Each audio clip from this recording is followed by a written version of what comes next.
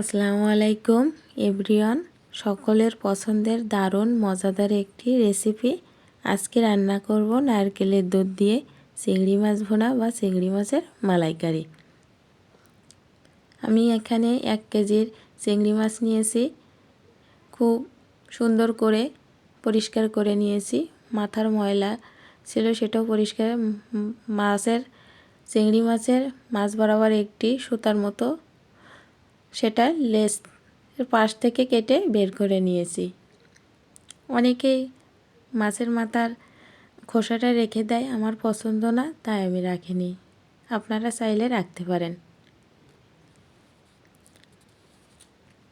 চিংড়ি মাছ ভুনা অনেকেই অনেকভাবে রান্না করে, আমি আজ অন্যভাবে রান্না দেখে আসি সহজ পদ্ধতিতে। চুলায় একটি কড়াই বসিয়ে দিলাম। পরিমাণ মতো খাবার তেল দিয়ে দিচ্ছি। পরিমাণ মতো তেলের মধ্যে একটু লবণ আর একটু হলুদ গুঁড়া দিয়ে দিলাম।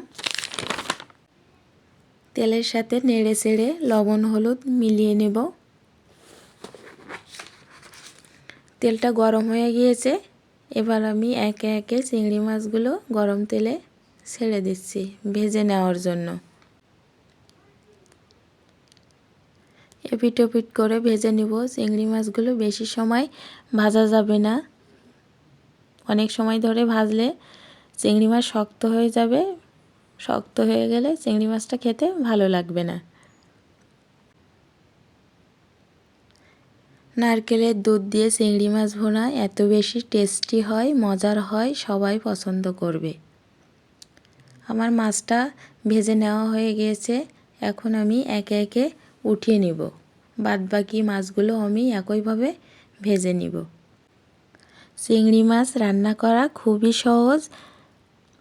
আমি খুব সহজ রেসিপিতে রান্নাটা শেয়ার করছি, ভালো লাগবে।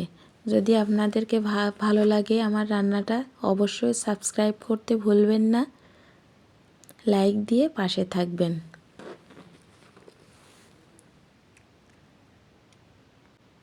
এই চিংড়ি মাছটা আমার জারিন সাহেব অনেক পছন্দ করে, এই জন্য আজকে আমি রান্না করছি তাদের জন্যই। তারা খাবে, আমার তৃপ্তি করে খাবে, আর এটা সবাই খেতে পছন্দ করে। একই তেলের ভিতরে মাছ ভেজে নিয়েছিলাম, সেই তেলেই আমি পেঁয়াজ কুচি দিয়ে দিচ্ছি, বাটা পেঁয়াজ দিয়ে দিচ্ছি, রসুন বাটা, আদা বাটা, লবণ পরিমাণ মতো, হলুদ গুঁড়া, ঝালের গুঁড়া, জিরে গুঁড়া, ধনে গুঁড়া, সব উপকরণ একসাথে মিশিয়ে অল্প আছে মশলাটা কষিয়ে নেব। আদা রসুনের গন্ধটা যতক্ষণ চলে না যায়, আস্তে আস্তে মশলাটা কষিয়ে নিচ্ছে। চিংড়ি মাছ আমাদের সবার পরিচিত, আর এটা সবাই চেনে, অপরিচিত নয়। আমি চিংড়ি মাছটা দিয়ে দিচ্ছি মশলার ভিতরে, দিয়ে অল্প আছে কষিয়ে নিচ্ছি।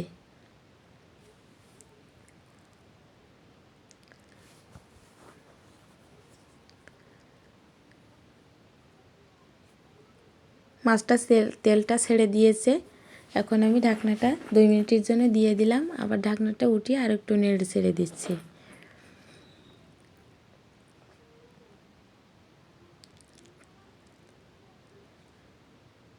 এবার আমি ঝোলের পানিটাও অ্যাড করে দিয়েছি। এর ভিতরে আমি নারকেলের দুধটা দিয়ে দিয়েছি। একটা নারকেল কোরানো ছিল আগের থেকে রেডি করে রেখেছিলাম, সেটা দিয়ে দিলাম। আমার রান্নাটা প্রায় শেষের দিকে, ঝোলটা কমে আসছে।